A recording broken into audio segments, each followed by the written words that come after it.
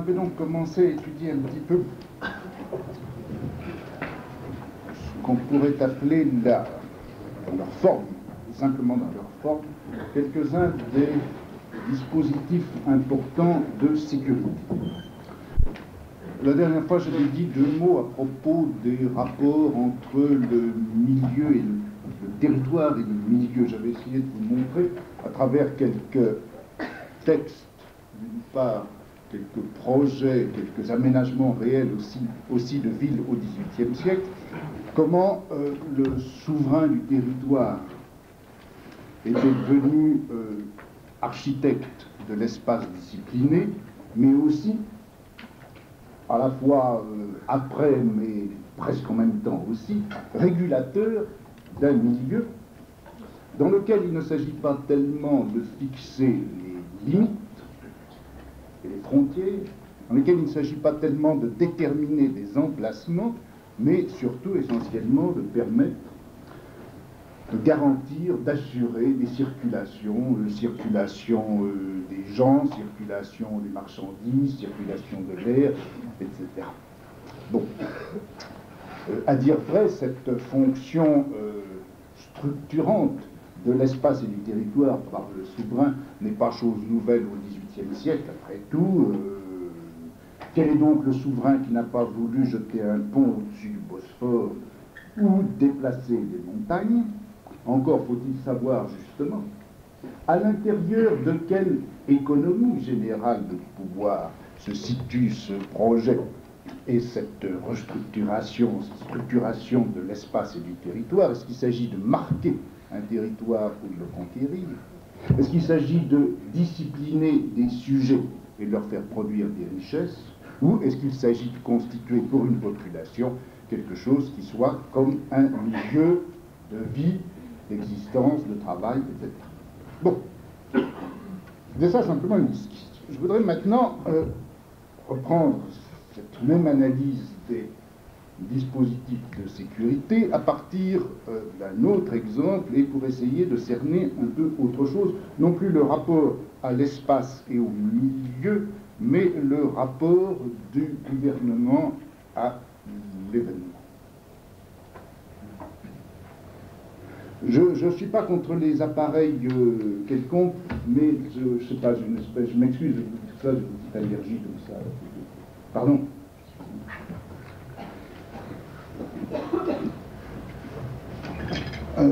Bon, problème de l'événement.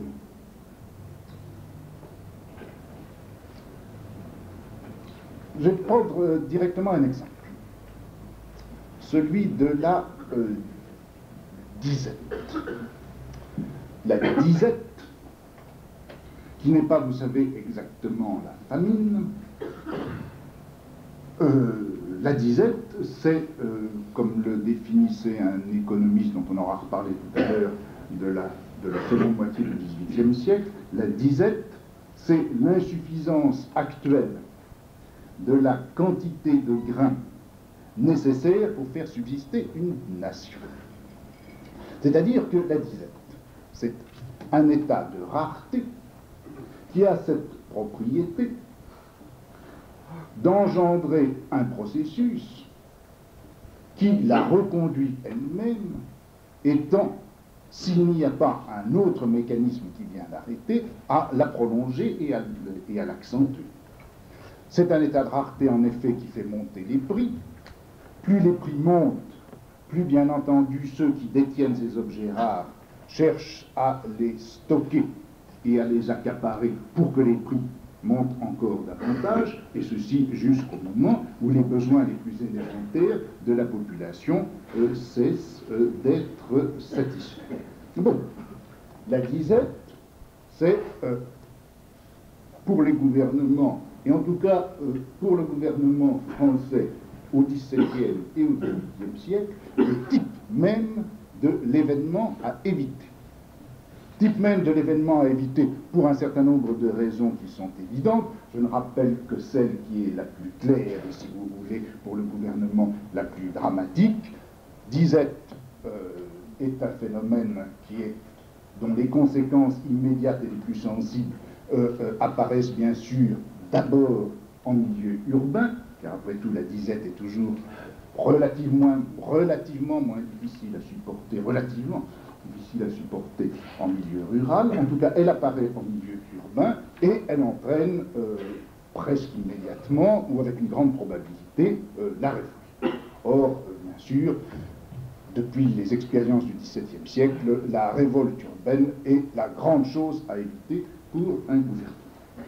Fléau du côté de la population, catastrophe, crise si vous voulez, du côté du gouvernement.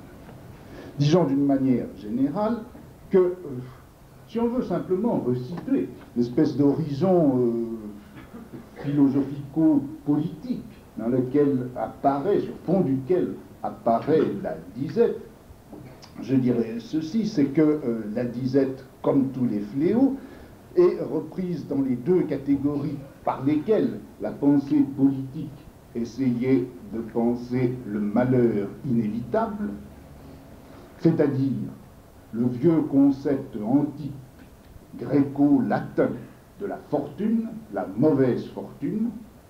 Après tout, la disette, c'est la malchance à l'état pur, puisque précisément son facteur le plus immédiat, le plus apparent, c'est l'intempérie, c'est la sécheresse, c'est le gel, c'est le trop d'humidité, en tout cas ce sur quoi on n'a pas prise.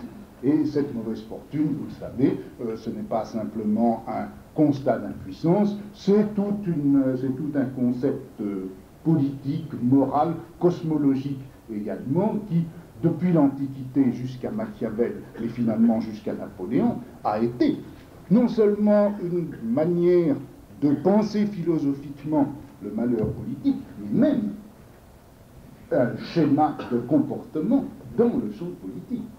Le responsable politique, dans l'Antiquité gréco-romaine, au Moyen-Âge, jusqu'à Napoléon compris, peut-être même au-delà, le responsable politique joue avec la mauvaise fortune, et Machiavel l'a montré, il a toute une série de règles de jeu par rapport à la mauvaise fortune. Donc, si vous voulez, la disette apparaît comme les autres fléaux à titre de manifestation et l'une des formes fondamentales de la mauvaise fortune pour un peuple et pour un souverain. Deuxièmement, l'autre matrice philosophique et morale qui permet de penser la disette, eh bien, c'est la mauvaise nature de l'homme, mauvaise nature qui va se lier au phénomène de la disette dans la mesure où celle-ci va apparaître comme un châtiment, mais d'une façon plus concrète et plus précise. La mauvaise nature de l'homme va influer sur la disette, va en apparaître comme un des principes, dans la mesure où l'avidité des hommes, leur besoin de gagner, leur désir de gagner encore plus, leur égoïsme, etc., va provoquer tous ces phénomènes de stockage, accaparement, rétention de la marchandise qui vont accentuer le phénomène de la disette. Bon, le concept juridico-moral de la mauvaise nature humaine, de la nature déchue, le concept cosmologico-politique de la mauvaise fortune sont, si vous voulez, les deux cadres généraux à l'intérieur duquel on pense la disette. Bon, d'une façon alors beaucoup plus précise et institutionnelle, qu'est-ce que, dans les techniques de gouvernement, de gestion politique et économique d'une société comme la société française au XVIIe et au XVIIIe siècle, qu'est-ce qu'on va faire contre la disette? Eh bien, on a établi contre elle, et depuis longtemps, tout un système que je dirais à la fois juridique et disciplinaire, si vous voulez un système de légalité et un système de règlement, qui est essentiellement destiné à empêcher la disette, c'est-à-dire non pas simplement à l'arrêter quand elle se produit, non pas simplement à la déraciner, mais littéralement à la prévenir, qu'elle ne puisse pas avoir lieu du tout. Système juridique et disciplinaire qui concrètement prend des formes que vous savez, classiques, etc., limitation de prix, limitation surtout du droit de stockage, interdit de stocker, nécessité par conséquent de vendre immédiatement, limitation de l'exportation, interdit d'envoyer des grains à l'étranger, avec simplement comme restriction à cela la limitation de l'étendue des cultures dans la mesure où si les cultures de grains étaient trop larges, trop abondantes, l'excès d'abondance ferait qu'il y aurait un effondrement des prix tel que les paysans ne s'y retrouveraient pas. Bon, donc toute une série de limitations des prix, du stockage, de l'exportation et des limitations de la culture. Système de contrainte aussi, puisqu'on va contraindre les gens à ensemencer au moins une quantité minimale, on va interdire la culture de telle ou telle chose, on va obliger les gens, par exemple, à arracher la vigne pour les forcer à ensemencer en grains. On va forcer les marchands à vendre avant d'attendre la hausse des prix, et dès les premières récoltes, on va établir tout un système de surveillance qui va permettre de contrôler les stocks, d'empêcher les circulations de pays à pays, de province à province. On va empêcher les embarquements, les transports maritimes de grains, etc. Bon, tout ceci, tout ce système juridique et disciplinaire de limitation, de contrainte, de surveillance permanente, tout ce système est organisé pourquoi? Ben, le résultat, évidemment, le résultat voulu, l'objectif, c'est bien entendu que les grains soient vendus au plus bas prix possible, que les paysans, par conséquent, fassent le plus petit profit possible, et que les gens des villes puissent ainsi se nourrir au plus bas prix possible, ce qui va avoir pour conséquence que les salaires qu'on aura à leur donner seront eux aussi le plus bas possible. Cette régulation par en bas du prix de vente des grains, du profit paysan, du coût d'achat pour les gens, du salaire, etc. Vous savez que c'est évidemment le grand principe politique qui a été développé, organisé, systématisé pendant toute la période que l'on peut appeler mercantiliste, si on entend par mercantiliste ces techniques de gouvernement et de gestion d'économie qui ont pratiquement dominé l'Europe depuis le début du XVIIe jusqu'au début du XVIIIe siècle. Bon, ce système est essentiellement un système anti-disette, puisque par ce système d'interdiction et d'empêchement, qu'est-ce qui va se produire? C'est que d'une part, tous les grains seront mis sur le marché et le plus vite possible. Étant mis sur le marché le plus vite possible, eh bien, le phénomène de rareté sera relativement limité, et de plus, les interdictions à l'importation, les interdictions de stockage et de hausse de prix vont empêcher ce qu'on redoute par excellence, c'est que les prix s'emballent dans les villes et que les gens se révoltent. Bon, système anti-disette, système, si vous voulez, essentiellement centré sur un événement éventuel, un événement qui pourrait se produire et qu'on empêche de se produire avant même, qu'on essaie d'empêcher de se produire avant même qu'il se soit inscrit dans la réalité. Bon, inutile d'insister sur les échecs bien connus, 1000 fois constatés de ce système. Échec qui consiste en ceci, c'est que primo, ce maintien du prix des grains au plus bas produit ce premier effet, que même lorsqu'il y a abondance de grains, ou plutôt, surtout, lorsqu'il y a abondance de grains, les paysans vont se ruiner, puisque qui dit abondance de grains dit tendance des prix à la baisse, et finalement, le prix de revient du blé pour les paysans va être inférieur aux investissements qu'ils ont faits pour l'obtenir. Gain qui tend vers zéro, éventuellement même, qui tombe au-dessous de du coût même de la production pour le texte. Deuxièmement, seconde conséquence, ça va être que les paysans, n'ayant pas tiré, même les années où le blé est abondant, suffisamment de profit de leur récolte, vont être nécessairement envoués et contraints à un faible ensemencement. Moins ils auront fait de profit, moins, bien entendu, ils vont pouvoir ensemencer largement. Ce faible ensemencement va avoir pour conséquence immédiate qu'il suffira du moindre dérèglement climatique, je veux dire de la moindre oscillation climatique, un peu trop de froid, un peu trop de sécheresse, un peu trop d'humidité, etc.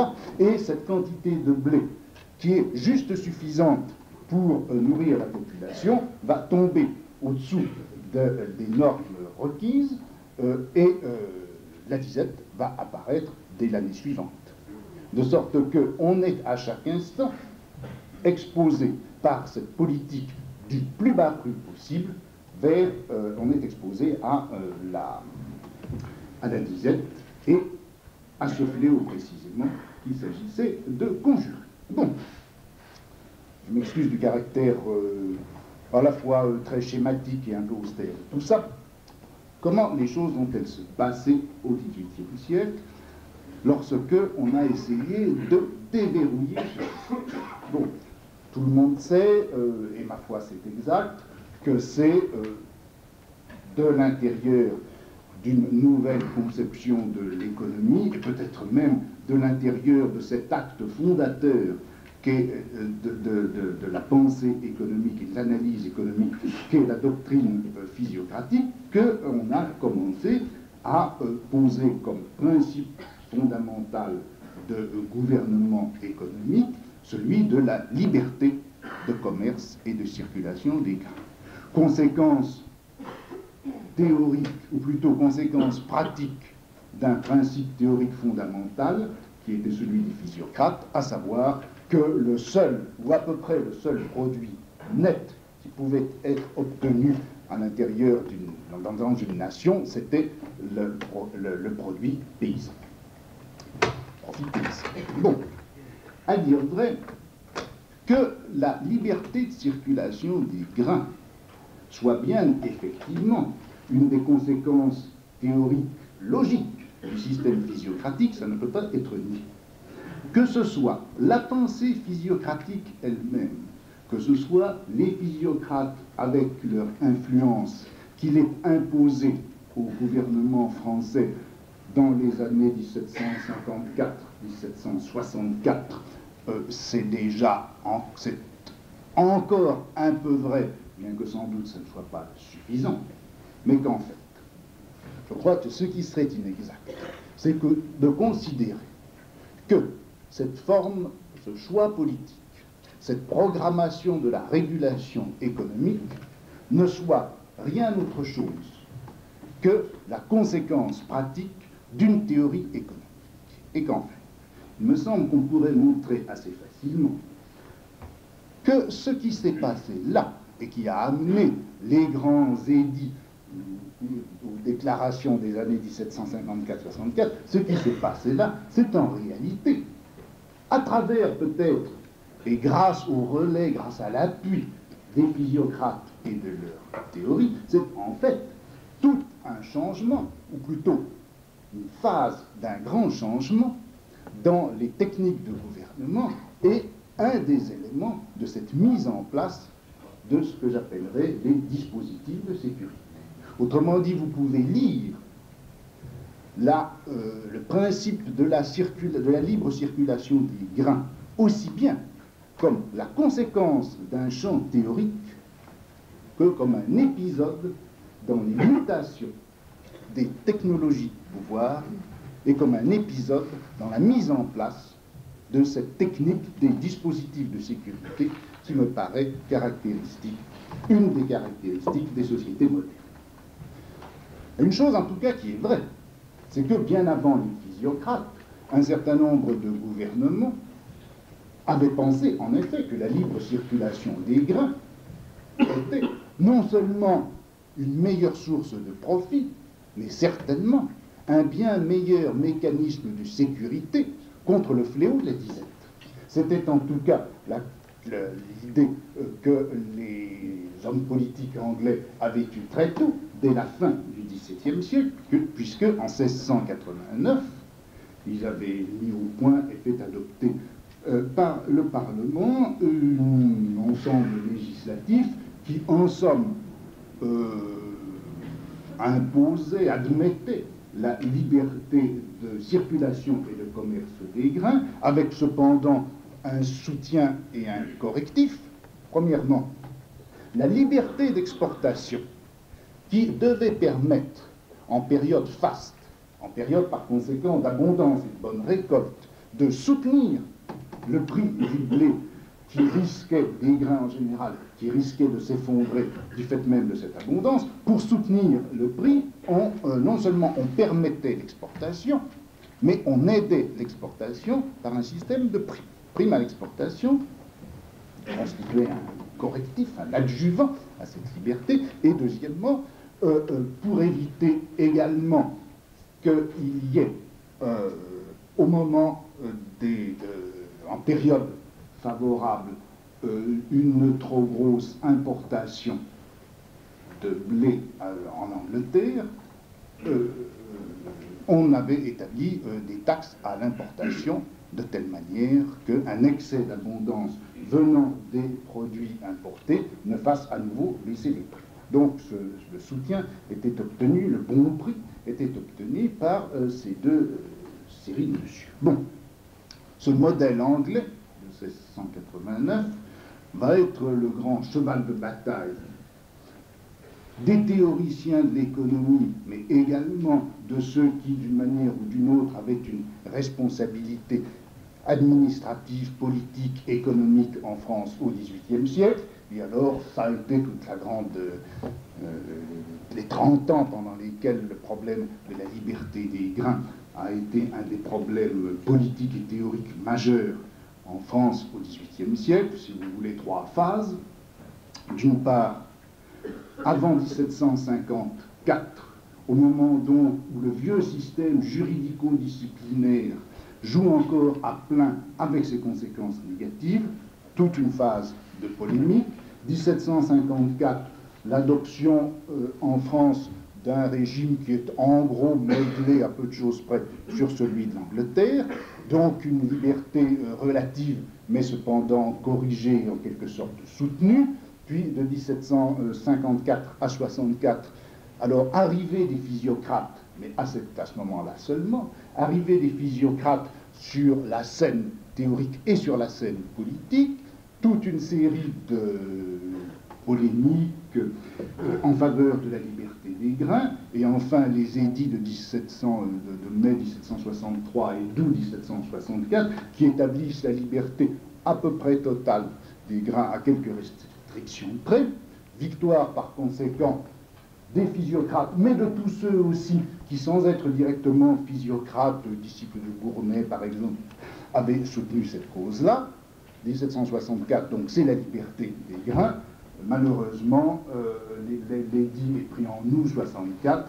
En septembre 64, c'est-à-dire la même année, quelques semaines après, de mauvaises récoltes en Guyenne font monter les prix à une vitesse astronomique, et déjà on commence à se demander s'il ne faut pas revenir sur cette liberté des grains, et du coup on va avoir une troisième campagne de discussion, cette fois, si vous voulez, défensive, dans laquelle les physiocrates et ceux qui soutiennent les mêmes principes sans être physiocrates vont être obligés de défendre la liberté qu'ils ont fait à peu près intégralement reconnaître en 1764. Donc on a tout un paquet là de textes, de projets, de programmes, d'explications. Je me référerai simplement à l'un de ceux qui est à la fois le plus schématique, le plus clair, et qui a eu d'ailleurs une importance considérable. C'est un texte qui date de 1763, qui s'appelle « Lettre d'un négociant sur la nature du commerce des grains ». Il a été écrit par quelqu'un qui s'appelait Louis-Paul Abeille, et qui est important à la fois par l'influence qu'a eu son texte et par le fait que, disciple de Gournay, il avait en somme rallier la plupart des positions physiocratiques et représenter donc, si vous voulez, une espèce de position charnière dans la pensée économique de cette époque-là. Bon. Alors, en prenant ce texte comme référence, mais il est simplement exemplaire de toute une série d'autres, et avec quelques modifications, je crois qu'on retrouverait dans les autres textes les mêmes principes que ceux qui sont mis en œuvre par Abeille dans sa lettre d'un négociant. Au fond, qu'est-ce qu'il fait? Encore une fois, on pourrait reprendre le texte d'Abeille dans une analyse du champ théorique, en essayant de retrouver quels sont les principes directeurs, les règles de formation, les concepts, les éléments théoriques, etc. Et il faudrait sans doute reprendre la théorie du produit net. Mais ce n'est pas comme ça que je voudrais reprendre ce texte, non pas donc comme à l'intérieur d'une, disons, archéologie du savoir, mais dans la ligne d'une généalogie des technologies. Et là, on apercevrait, je crois qu'on pourrait reconstituer le fonctionnement du texte en fonction, donc non pas des règles de formation de ces concepts, mais des objectifs, des stratégies auxquelles il obéit et des fonctions, des programmations d'action politique qu'il suggère, je crois que la première chose qui apparaîtrait, ce serait ceci. C'est qu'au fond, pour Abeille, cette même chose qui était précisément à éviter à tout prix, et avant même qu'elle se produise dans les systèmes juridico-disciplinés, à savoir la rareté et la cherté, ce mal à éviter n'est pas pour Abeille, ni pour les physiocrates, ni pour ceux qui pensent de la même façon. Au fond, ce n'est pas un mal du tout. Et il ne faut pas le penser comme un mal, c'est-à-dire qu'il faut le considérer comme un phénomène qui est, premièrement, naturel, et par conséquent, deuxièmement, qui n'est ni bien ni mal. Il est ce qu'il est.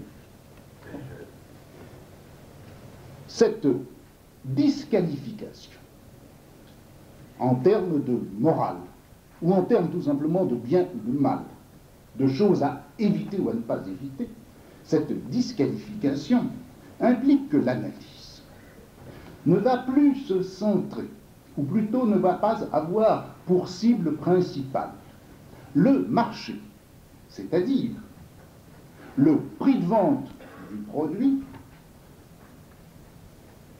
en fonction de l'offre et de la demande, mais ça implique que l'analyse va en quelque sorte reculer d'un cran, ou sans doute même de plusieurs crans, et prendre pour objet, non pas tellement le phénomène rareté-cherté, tel qu'il peut apparaître sur le marché, puisque c'est le marché, c'est l'espace même du marché qui fait apparaître et la rareté et la cherté, on va prendre comme champ d'analyse non plus l'espace du marché, mais ce que j'appellerais, si vous voulez, l'histoire du grain.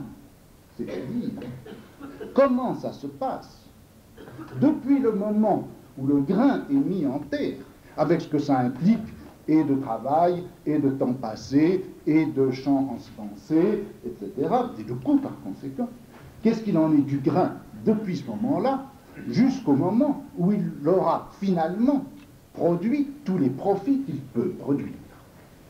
L'unité d'analyse ne va donc plus être le marché avec ses effets rareté, cherté, mais le grain avec tout ce qui peut lui arriver et qui lui arrivera naturellement en quelque sorte, ou en fonction en tout cas d'un mécanisme et de lois où vont interférer aussi bien la qualité du terrain, le soin avec lequel on le cultive, les conditions climatiques de sécheresse, chaleur, humidité, etc., finalement l'abondance bien sûr ou la rareté, la mise sur le marché, etc. C'est la réalité du grain, beaucoup plus que la hantise de la disette, qui va être l'élément sur lequel on va essayer d'avoir prise. Et c'est sur cette réalité du grain, dans toute son histoire et avec toutes les oscillations et événements qui peuvent en quelque sorte faire basculer ou bouger son histoire par rapport à une ligne idéale, c'est sur cette réalité qu'on va essayer de greffer un dispositif tel que les oscillations de l'abondance et du bon marché, de la rareté et de la cherté, vont se trouver non pas empêchées par avance, non pas interdites par un système juridique et disciplinaire qui, en empêchant ceci, en contraignant à cela, doivent éviter que ça se passe. Ce que Abeille et les physiocrates et les théoriciens de l'économie au XVIIIe siècle vont essayer d'obtenir, c'est un dispositif qui, se branchant sur la réalité même de ces oscillations, vont faire en sorte, par une série de mises en relation avec d'autres éléments de réalité, que ce phénomène, sans rien perdre en quelque sorte de sa réalité, sans être empêché, va se trouver petit à petit compensé, freiné, finalement limité et, au dernier degré, annulé. Autrement dit, c'est un travail dans l'élément même de cette réalité qui est l'oscillation abondance, rareté, cherté, bon marché. C'est en prenant pied sur cette réalité, et non pas en essayant d'empêcher à l'avance, que le mécanisme, qu'un dispositif va être mis en place, un dispositif qui est précisément, je crois, un dispositif de sécurité et non plus un système juridico-disciplinaire. En quoi va consister ce dispositif qui se branche donc sur la réalité, en quelque sorte reconnue, acceptée, ni valorisée ni dévalorisée, reconnue simplement comme nature? Quel est le dispositif qui, se branchant sur cette réalité d'oscillation, va permettre de la régler? Eh bien, alors la chose est connue, si vous voulez, je la résume simplement. Premièrement, non pas viser au plus bas prix possible, mais au contraire, autoriser, favoriser même une montée du prix du grain. Cette montée du prix du grain qui peut être assurée soit par des moyens un petit peu artificiels, comme dans la méthode anglaise, où on soutenait les prix, où on soutenait l'exportation par des primes, où on faisait pression au contraire sur les importations en les taxant.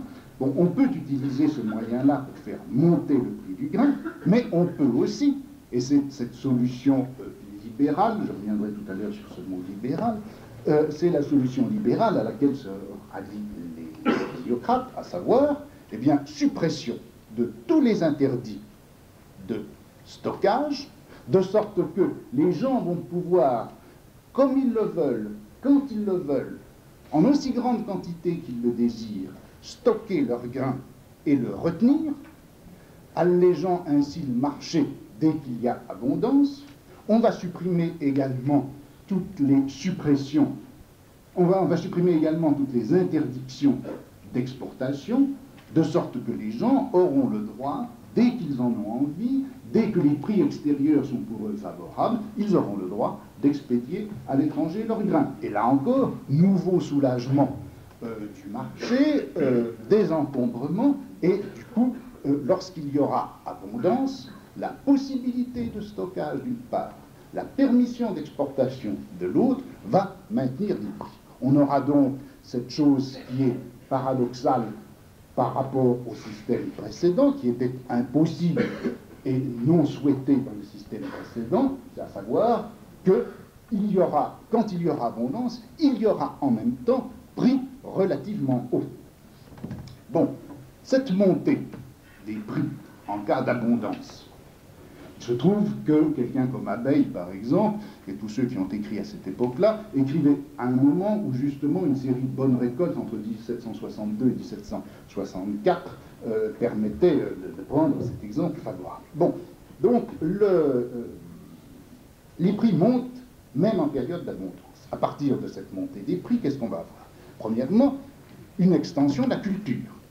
Les paysans ayant été bien rémunérés de la récolte précédente vont pouvoir avoir beaucoup de grains pour ensemencer, vont pouvoir faire les frais nécessaires pour un large ensemencement et une bonne culture, et du coup, il y a d'autant plus de chances après cette première bonne récolte bien payée, que la récolte suivante soit bonne.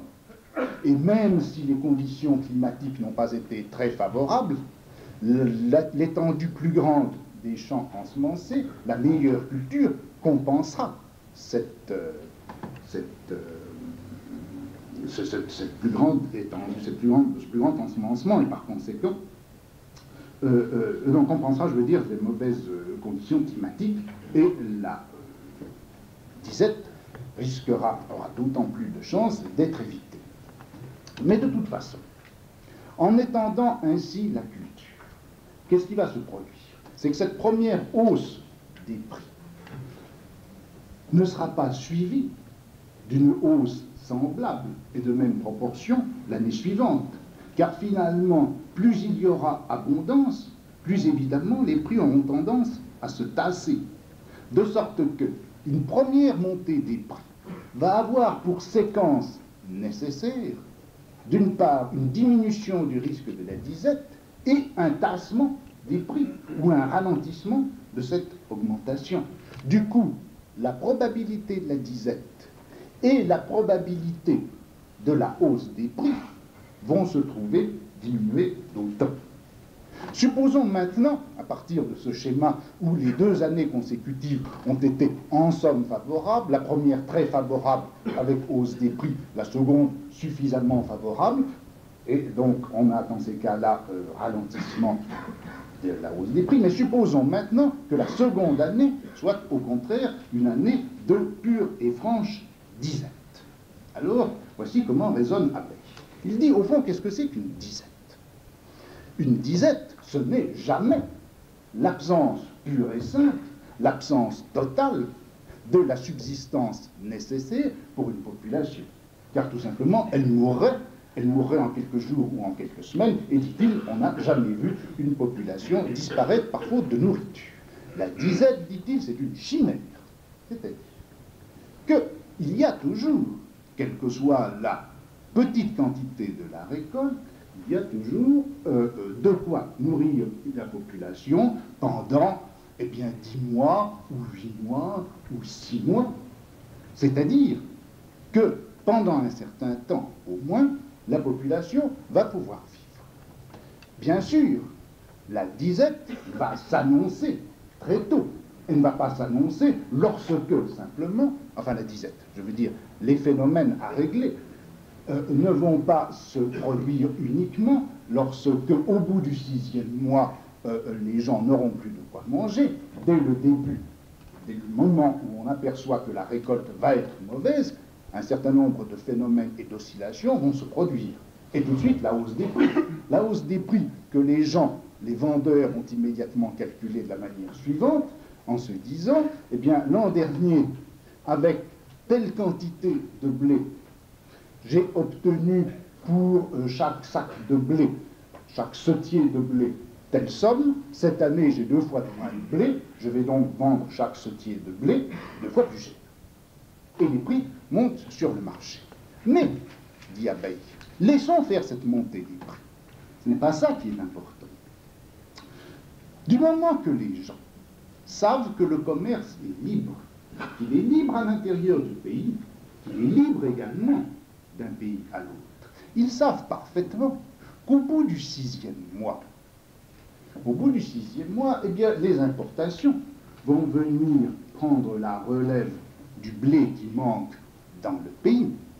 Or, les gens qui ont du blé et qui peuvent le vendre, et qui auraient la tentation de le retenir en attendant ce fameux 6e mois, au terme duquel les prix devraient s'emballer, ils ne savent pas combien de blé va pouvoir venir des pays exportateurs.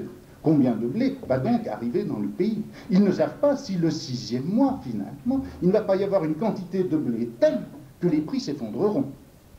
Donc, au lieu d'attendre ce 6e mois, où ils ne savent pas si les prix ne vont pas baisser, les gens vont plutôt profiter, dès le début, dès l'annonce de la mauvaise récolte, de la petite flambée des prix qui se produisent. Ils vont jeter leurs grains sur le marché, Et on ne va pas avoir ces phénomènes que l'on observe maintenant en période de réglementation, ces phénomènes dans lesquels, ces types de comportements dans lesquels les gens retiennent le blé dès le moment où on annonce une mauvaise récolte. Donc, la flambée des prix va avoir lieu, mais elle va très vite se tasser ou plafonner, dans la mesure où tout le monde va donner son blé, dans la perspective de ces fameuses importations, peut-être massives, qui vont se produire à partir du 6e mois. Du côté des exportateurs, des exportateurs venant des pays étrangers, eh bien, on va avoir le même phénomène. C'est-à-dire que si on apprend qu'en France, il y a une disette, eh bien, les exportateurs anglais, allemands, etc., vont vouloir profiter des hausses de prix. Mais ils ne savent pas quelle quantité de blé va venir en France de cette manière-là. Ils ne savent pas de quelle quantité de blé leurs concurrents disposent, quand, à quel moment, dans quelle proportion ils vont apporter leur blé, et par conséquent, ils ne savent pas, eux non plus, si, à trop attendre, ils ne vont pas faire une mauvaise affaire. D'où la tendance qu'ils vont avoir à profiter de la hausse des prix immédiate pour lancer leur blé sur ce marché étranger pour eux qu'est la France, et du coup, le blé va affluer dans la mesure même où il est rare. C'est-à-dire que c'est le phénomène de rareté-cherté, produit par une mauvaise récolte, induit par une mauvaise récolte à un moment donné, qui va appeler par toute une série de mécanismes qui sont à la fois collectifs et individuels, on reviendra là-dessus tout à l'heure, c'est ce phénomène de rareté-cherté qui va amener exactement ce par quoi il va être petit à petit corrigé, compensé, freiné et finalement annulé. C'est-à-dire que c'est la hausse qui produit la baisse. La disette sera annulée à partir de la réalité de ce mouvement qui porte vers la disette. De sorte que, dans une technique comme celle-ci, de liberté pure et simple de circulation des grains, il ne peut pas y avoir de disette, comme le dit Appel, la disette, c'est une chimère. Bon. Cette conception des mécanismes du marché, ce n'est pas simplement, vous le voyez, une analyse de ce qui se passe, c'est à la fois une analyse de ce qui se passe et une programmation de ce qui doit se passer. Or, pour faire cette analyse-programmation, il faut un certain nombre de conditions. Vous avez pu les repérer au passage. Premièrement, il a fallu que l'analyse, la prise en considération, soit considérablement élargie. Premièrement, qu'elle soit élargie du côté de la production. Encore une fois, il ne faut pas considérer simplement le marché, il faut considérer le cycle tout entier, depuis les actes producteurs initiaux jusqu'au profit dernier. Le profit de l'agriculteur fait partie de cet ensemble qu'il faut à la fois prendre en considération, traiter si vous voulez, ou laisser se développer. Deuxièmement, élargissement du côté du marché, car il ne s'agit pas simplement de considérer un marché, il ne faut pas considérer simplement même le marché intérieur à la France, c'est bien le marché mondial des grains qui doit être pris en considération et mis en relation avec chaque point sur lesquels, dans chaque marché sur lequel le grain peut être mis en vente. Il ne suffit pas donc de penser aux gens qui vendent et aux gens qui achètent en France sur un marché donné, il faut penser à toutes les quantités de grains qui peuvent être mis en vente sur tous les marchés du monde, dans tous les pays du monde. Élargissement donc de l'analyse du côté de la production, élargissement de l'analyse du côté du marché, élargissement aussi du côté des protagonistes, dans la mesure où plutôt que de leur imposer des règles impératives, on va essayer de repérer, comprendre, connaître comment ils agissent, pourquoi ils agissent, Quel est le calcul qu'ils font lorsque, devant une hausse des prix, ils retiennent le grain? Quel calcul, au contraire, ils vont faire lorsqu'ils savent qu'il y a liberté? Lorsqu'ils ne savent pas quelle quantité de grain va arriver? Lorsqu'ils hésitent pour savoir s'il y aura hausse ou baisse du grain? C'est tout ça. C'est-à-dire cet élément de comportement tout à fait concret de l'homo economicus, c'est cela qui doit être pris également en considération. Autrement dit, une économie qui intègre le moment de la production, ou une analyse, si vous voulez, économique ou politique qui intègre le moment de la production, qui intègre le marché mondial et qui intègre enfin les comportements économiques de la population, producteur et consommateur. Ce n'est pas tout. Par rapport à cet événement qu'est la disette, par rapport à cet événement fléau qu'est la rareté, cherté, avec sa conséquence éventuelle, la révolte, je crois que ça implique quelque chose de très important. Au fond, le fléau, la disette, tel qu'on les concevait jusque-là, c'était un phénomène à la fois individuel et collectif, et de la même façon. Des gens avaient faim, des populations entières avaient faim, la nation avait faim, et c'était ça précisément, cette espèce de solidarité immédiate, de massivité de l'événement qui constituait son caractère de fléau. Or, dans l'analyse que je viens de faire, et dans le programme économico-politique qui en est le résultat immédiat, qu'est-ce qui va se passer? C'est qu'au fond, l'événement va être dissocié en deux niveaux. En effet, on peut dire que grâce à ces mesures, ou plutôt grâce à la suppression du carcan juridico-disciplinaire qui encadrait le commerce des grains, au total, comme disait Abeille, la disette devient une chimère. Il apparaît que, d'une part, elle ne peut pas exister, et que, quand elle existait, loin d'être une réalité en quelque sorte naturelle, elle n'était rien d'autre que le résultat aberrant d'un certain nombre de mesures artificielles, elles-mêmes aberrantes. Désormais, donc, plus de disette. Mais il ne va plus y avoir de disette comme fléau, il ne va plus y avoir ce phénomène de rareté, de faim massive, individuelle et collective, qui marche absolument du même pas et sans discontinuité en quelque sorte chez les individus et dans la population en général. Là, maintenant, plus de disette au niveau de la population. Mais ça veut dire quoi? Ça veut dire qu'on obtient ce freinage de la disette par un certain laisser-faire, un certain laisser-passer, un certain aller, au sens de laisser les choses aller, qui va faire que on va laisser monter les prix là où ils ont envie de monter, là où ils ont tendance à monter.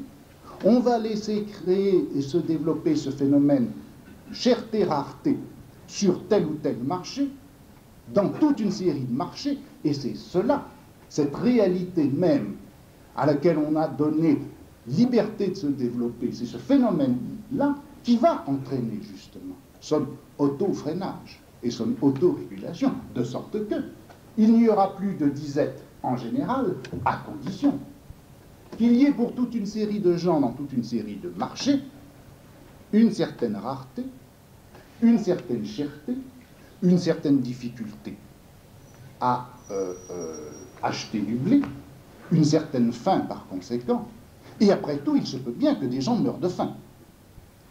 Mais c'est en laissant ces gens-là mourir de faim que l'on pourra faire de la disette une chimère et empêcher qu'elle se produise dans cette massivité de fléaux qui l'a caractérisée dans les systèmes précédents. De sorte que l'événement disette est ainsi dissocié, la disette fléau disparaît, mais la rareté qui fait mourir les individus, elle, non seulement ne disparaît pas, mais ne doit pas disparaître. On a donc deux niveaux de phénomènes. Non pas le niveau collectif et le niveau individuel, car après tout, ce n'est pas simplement un individu qui va mourir de cette rareté, ou qui va souffrir en tout cas de cette rareté. C'est bien toute une série d'individus, mais on va avoir une césure absolument fondamentale entre le niveau pertinent pour l'action économico-politique du gouvernement, et ce niveau, c'est celui de la population, et un autre niveau, qui va être le niveau de la série de la multiplicité des individus, ce niveau-là ne va pas être pertinent, ou plutôt ne sera pertinent que dans la mesure où, géré comme il faut, maintenu comme il faut, encouragé comme il faut, il va permettre ce qu'on veut obtenir au niveau qui, lui, est pertinent. La multiplicité des individus n'est plus pertinente, la population, oui. Cette césure, à l'intérieur de ce qui constituait la totalité des sujets ou des habitants d'un royaume. Cette césure, si vous voulez, n'est pas une césure réelle. Il ne va pas y avoir les uns et les autres. Mais c'est à l'intérieur même du savoir-pouvoir, c'est à l'intérieur même de la technologie et de la gestion économique que l'on va avoir cette coupure entre le niveau pertinent de la population et le niveau non pertinent, ou encore, si vous voulez, le niveau simplement instrumental. L'objectif final, ça va être la population. La population est pertinente comme objectif, et les individus, les séries d'individus, les groupes d'individus, la multiplicité d'individus, elle ne va pas être pertinente comme objectif, elle va être simplement pertinente comme instrument, ou comme relais, ou comme condition pour obtenir quelque chose au niveau de la population. Césure fondamentale sur laquelle j'essaierai de revenir la prochaine fois, parce que je crois que tout ce qui est engagé dans cette notion de population apparaît très clairement là. La population comme sujet collectif, comme nouveau sujet collectif, absolument étranger à la pensée juridique, à la pensée politique des siècles précédents, la population comme nouveau sujet collectif est en train d'apparaître là, dans sa complexité, avec ses césures. Déjà, vous voyez qu'elle apparaît aussi bien comme l'objet, c'est-à-dire ce sur quoi, ce vers quoi on dirige les mécanismes pour obtenir sur elle un certain effet. Elle est également, elle est cependant, tout en étant objet, sujet, puisque c'est à elle qu'on demande de se conduire de telle et telle façon. La population recouvre la notion ancienne de peuple, mais d'une manière telle que les phénomènes s'échelonnent par rapport à elle, et qu'il y aura un certain nombre de niveaux à retenir, et d'autres qui, au contraire, ne seront pas retenus, ou seront retenus d'une autre façon. Et pour pointer simplement la chose sur laquelle donc, je voudrais revenir la prochaine fois, parce qu'elle est fondamentale, je voudrais, et j'en terminerai là avec ce texte d'Abeille, vous dire que, vous indiquer que dans ce texte, juste, on trouve une très curieuse distinction. Parce que, quand Abeille a terminé son analyse, il a tout de même un scrupule. Il dit tout ça, c'est bien gentil. La disette fléau est une chimère, d'accord. Elle est une chimère dès lors, en effet, que les gens se conduisent comme il faut, c'est-à-dire que les uns acceptent d'endurer la rareté cherté, que les autres vendent leur blé au moment où il faut, c'est-à-dire très tôt, dans la mesure où les exportateurs envoient leurs produits dès que les prix commencent à monter. Tout ça, c'est très bien. Et on a là, si vous voulez, je ne dis pas les bons éléments de la population, mais on a là des comportements qui font que chacun des individus fonctionne bien comme membre, comme élément de cette chose que l'on veut gérer de la meilleure manière possible, à savoir la population. Ils agissent bien comme membres de la population. Mais supposez que justement dans un marché, dans une ville donnée, les gens, au lieu d'attendre, au lieu de supporter la rareté, au lieu d'accepter que le grain soit cher, au lieu d'accepter par conséquent d'en acheter peu, au lieu d'accepter d'avoir faim, au lieu d'accepter que le blé arrive en quantité suffisante pour que les prix baissent, ou que la hausse, en tout cas, s'atténue et se tasse un peu, Supposez qu'au lieu de cela, eh bien, d'une part, il se jette sur les approvisionnements, qu'il les saisisse sans même les payer.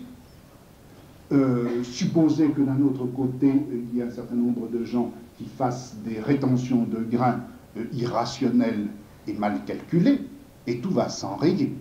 Et du coup, on va avoir révolte d'une part, accaparement de l'autre, ou accaparement et révolte. Eh bien, dit Abeille, tout ça, ça prouve que ces gens, ils n'appartiennent pas réellement à la population. Qu'est-ce qu'ils sont? Eh bien, c'est le peuple.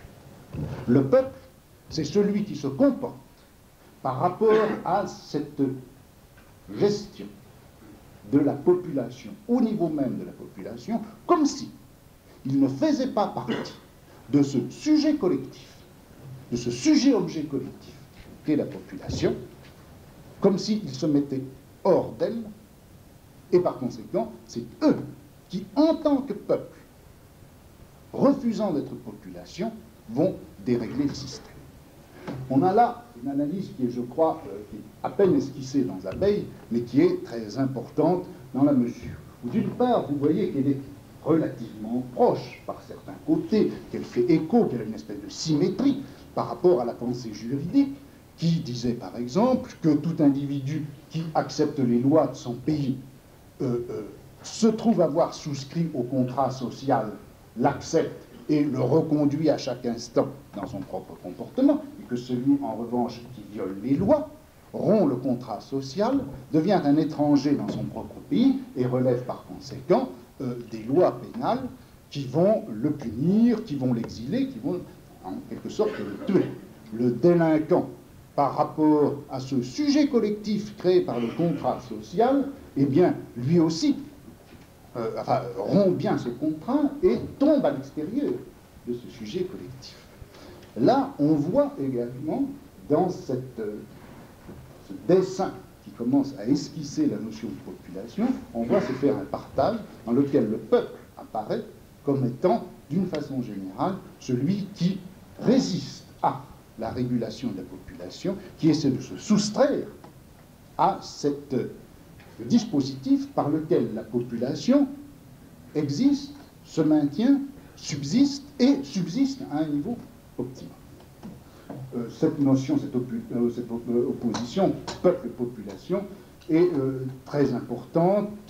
J'essaierai de vous montrer la prochaine fois comment, malgré la symétrie apparente par rapport au sujet collectif du contrat social, malgré cette symétrie apparente, en fait, c'est de toute autre chose qu'il s'agit, et le rapport population-peuple n'est pas plus semblable à l'opposition sujet obéissant délinquant que le sujet collectif population, tout comme le sujet collectif population est lui-même très différent du sujet collectif constitué et créé par le contrat social. Bon. En tout cas, pour en terminer avec ça, je voudrais vous montrer que si on veut un peu ressaisir de près en quoi consiste un dispositif de sécurité comme celui que les physiocrates, d'une façon générale, les économistes du XVIIIe siècle ont pensé à propos de la disette. Si on veut caractériser un dispositif comme celui-ci, je crois qu'il faut le comparer aux mécanismes disciplinaires tels qu'on peut les trouver non seulement aux époques précédentes, mais à l'époque même où se mettaient en place ces mécanismes, ces dispositifs de sécurité. Au fond, je crois qu'on peut dire ceci. La discipline, elle est essentiellement centripète. Je veux dire que la discipline fonctionne dans la mesure où elle isole un espace, détermine un segment, la discipline concentre, elle centre, elle enferme. Le premier geste de la discipline, c'est bien en effet de circonscrire un espace dans lequel son pouvoir et les mécanismes de son pouvoir joueront à plein et sans limite. Et justement, si l'on reprend l'exemple de la police disciplinaire des grains, telle qu'elle existait jusqu'au milieu du XVIIIe siècle, et telle que vous la trouvez exposée dans des centaines de pages dans le traité de police de Delamarre, eh bien cette police disciplinaire des grains, elle est effectivement centripète, elle isole, elle concentre, elle enferme, elle est protectionniste, et elle centre essentiellement son action sur le marché, ou sur cet espace du marché et ceux qui l'entourent. Au contraire, vous voyez que la sécurité, telle que j'ai essayé, les dispositifs de sécurité, tels que j'ai essayé de vous les reconstituer, sont au contraire, ont perpétuellement tendance à élargir. Ils sont centrifuges. On intègre sans cesse de nouveaux éléments. On intègre la production. On intègre la psychologie, le comportement, la manière de faire des producteurs, des acheteurs, des consommateurs, des importateurs, des exportateurs. On intègre le marché mondial. Il s'agit donc d'organiser, ou en tout cas de laisser se développer des circuits de plus en plus larges. Deuxièmement, deuxième grande différence, la discipline, par définition, réglemente tout. La discipline ne laisse rien échapper. Non seulement elle ne laisse pas faire, mais son principe, c'est que même les choses les plus petites ne doivent pas être abandonnées à elles-mêmes. La plus petite infraction à la discipline doit être relevée avec d'autant plus de soin qu'elle est petite. Le dispositif de sécurité, au contraire, vous avez vu, laisse faire. Il laisse faire, non pas qu'il laisse tout faire, mais qu'il y a un niveau auquel le laisser-faire est indispensable, laisser monter les prix, laisser la rareté s'établir, laisser les gens avoir faim, pour obtenir quelque chose qu'on ne veut pas laisser faire, pour obtenir quelque chose, c'est-à-dire pour ne pas laisser faire quelque chose, à savoir s'installer le fléau général de la disette. Autrement dit, la manière dont la discipline traite le détail n'est pas du tout la même que la manière dont les dispositifs de sécurité le traitent. La discipline a essentiellement pour fonction d'empêcher tout, même et surtout le détail. La sécurité a pour fonction de prendre appui sur des détails que l'on ne va pas valoriser en eux-mêmes comme bien ou mal, que l'on va prendre comme processus nécessaire, inévitable, comme processus de nature au sens large, et on va prendre appui sur ces détails qui sont ce qu'ils sont, mais qui ne vont pas être considérés comme pertinents pour obtenir quelque chose qui, en lui-même, sera considéré comme pertinent parce que se situant au niveau de la population. Troisième différence, encore, on peut dire ceci, c'est qu'au fond, la discipline, comme d'ailleurs les systèmes de l'égalité, comment est-ce qu'ils procèdent? Eh bien, ils répartissent toutes choses selon un code qui est celui du permis et du défendu. Et puis, ils vont, à l'intérieur de ces deux champs, du permis et du défendu, spécifier, déterminer exactement ce qui est défendu, ce qui est permis, ou plutôt ce qui est obligatoire. Et on peut dire qu'à l'intérieur de ce schéma général, le système de l'égalité, le système de la loi, il a essentiellement pour fonction de déterminer les choses, d'autant plus qu'elles sont interdites.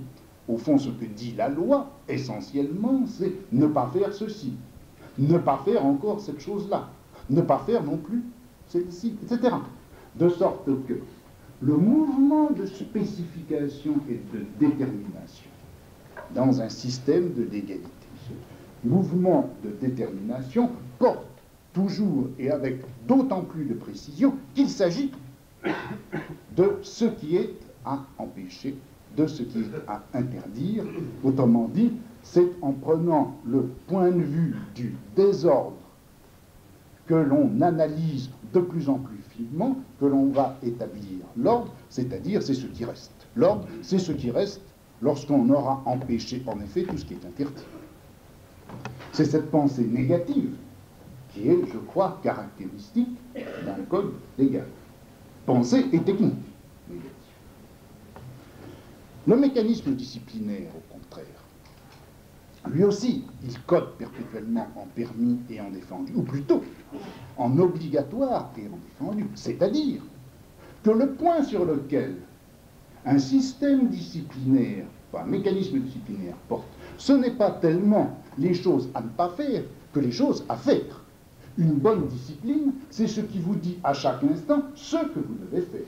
Et si on prend pour modèle de saturation disciplinaire la vie monastique, qui en a été en effet le point de départ et la matrice, eh bien, dans la vie monastique parfaite, ce que fait le moine est réglé entièrement du matin au soir et du soir au matin. Et la seule chose qui soit indéterminée, c'est ce qu'on ne dit pas et qui est défendu. Dans un système de la loi, ce qui est indéterminé, c'est ce qui est permis. Dans le système du règlement disciplinaire, ce qui est indéterminé, c'est ce qui est déterminé, c'est ce qu'on doit faire, et par conséquent, tout le reste étant indéterminé, se trouve être interdit. Dans le dispositif de sécurité tel que je viens de vous l'exposer, il me semble que, justement, ce dont il s'est agi, c'est de ne prendre ni le point de vue de ce qui est empêché, ni le point de vue de ce qui est obligatoire, mais de prendre suffisamment de recul pour que l'on puisse saisir le point où les choses vont se produire, qu'elles soient souhaitables ou qu'elles ne soient pas souhaitables.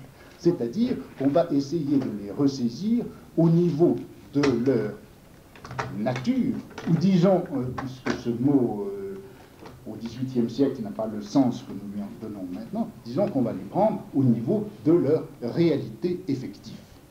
Et c'est à partir de cette réalité, en essayant de prendre appui sur elle et de la faire jouer, d'en faire jouer les éléments les uns par rapport aux autres, que le mécanisme de sécurité va jouer.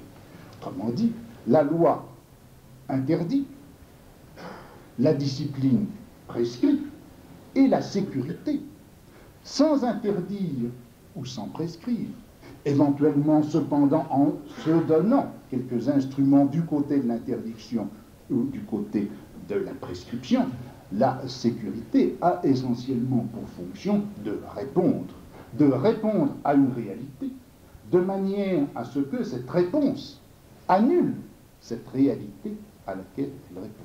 L'annule ou la limite ou la freine ou la règle. C'est cette régulation dans l'élément de la réalité qui est, je crois, fondamentale dans les mécanismes de la sécurité, le dispositif de la sécurité. On pourrait dire encore que la loi travaille dans l'imaginaire, puisque la loi imagine et ne peut se formuler qu'en imaginant toutes les choses qui pourraient être faites et ne doivent pas être faites. Elle imagine le négatif. La discipline travaille dans, en quelque sorte, le complémentaire de la réalité. L'homme est méchant, l'homme est mauvais, il a de mauvaises pensées, mauvaises tendances, etc. On va à l'intérieur de l'espace disciplinaire constituer le complémentaire de cette réalité, des prescriptions, des obligations, d'autant plus artificielles et d'autant plus contraignantes que la réalité est ce qu'elle est et qu'elle est insistante et difficile à vaincre. Et enfin, la sécurité, à la différence de la loi qui travaille dans l'imaginaire et de la discipline qui travaille en complémentaire de la réalité, eh bien la sécurité va essayer de travailler dans la réalité. Elle va essayer de travailler dans la réalité en faisant jouer, grâce à et à travers toute une série d'analyses et de dispositions spécifiques, en essayant de faire jouer les éléments de la réalité les uns par rapport aux autres, de sorte que l'on a, je crois, on arrive à ce point qui est essentiel et dans lequel à la fois toute la pensée, toute l'organisation des sociétés politiques modernes se trouve engagée, cette idée que la politique n'a pas à reconduire jusque dans le comportement des hommes cet ensemble de règles qui sont celles imposée par Dieu à l'homme ou rendue nécessaire simplement par sa mauvaise nature, la politique a à jouer dans l'élément d'une réalité que les physiocrates appellent précisément la physique, et ils vont dire, à cause de cela, que la politique, c'est une physique, que l'économie, c'est une physique. Lorsqu'ils disent cela, ils ne visent pas tellement la matérialité au sens, si vous voulez, post-hegelien du mot matière, ils visent en réalité, ils visent de fait, cette réalité qui est le seul donné sur lequel la politique doit agir et le seul donné avec lequel la politique doit agir. Ne se placer jamais que dans ce jeu de la réalité avec elle-même, c'est cela qui est, je crois, ce que les physiocrates, ce que les économistes, ce que la pensée politique du XVIIIe siècle entendait quand elle disait que, de toute façon, on reste dans l'ordre de la physique et que agir dans l'ordre de la politique, c'est agir encore dans l'ordre de la nature. Et vous voyez en même temps que ce postulat, je veux dire ce principe fondamental, que la technique politique ne doit jamais décoller du jeu de la réalité avec elle-même, est profondément lié au principe général de ce qu'on appelle le libéralisme. Le libéralisme, le jeu, laisser les choses faire, passer, les gens faire, les choses passer, les choses aller, laisser faire, passer et aller, ça veut dire, essentiellement et fondamentalement, faire en sorte que la réalité se développe et aille, suive son cours, selon les lois mêmes, les principes et les mécanismes qui sont ceux de la réalité. De sorte que, sur ce problème de la liberté, je reviendrai, j'espère, la prochaine fois, ce problème de la liberté, je crois qu'il faut... Enfin, on peut considérer, le ressaisir de différentes façons. Bien sûr, on peut dire, et je crois que ça ne serait pas faux, ça ne peut pas être faux, dire que cette idéologie de la liberté, cette revendication de la liberté, a bien été une des conditions de développement des formes modernes, si vous voulez, capitalistes de l'économie. Indéniable. Problème est de savoir si effectivement, dans la mise en place, comme par exemple on l'a vu à propos du commerce des gains, dans la mise en place de ces mesures libérales, c'était bien effectivement cela qui était visé ou cherché en première instance. Problème en tout cas. Deuxièmement, j'ai dit quelque part, que